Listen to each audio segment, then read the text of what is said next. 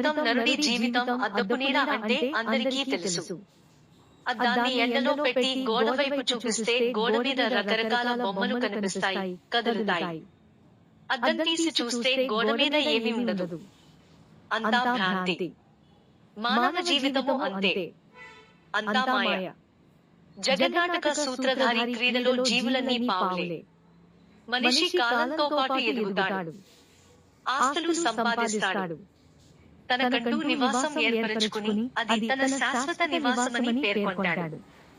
నవ్వుతాడు, ఏడుస్తాడు, శృంగారంతో సృష్టికార్యం సాగిస్తాడు, వినోదిస్తాడు, రౌద్రం ప్రకటిస్తాడు, శాంతి మంత్రం పఠిస్తాడు, భయపడుతుంటాడు, వీరత్వం ప్రదర్శిస్తూ ఇతరులను భయపెడుతుంటాడు, బీభత్సం సృష్టిస్తుంటాడు, కరుణరసం కురిపిస్తాడు, ఎన్నో ప్రదర్శనలు, నవరసాలు అవలీలగా పోషిస్తాడు. తన పాత్ర పూర్తవగానే ప్రపంచమనే నాటకరంగం నుంచి నిష్క్రమిస్తాడు. ఏదీ శాశ్వతం కాదు.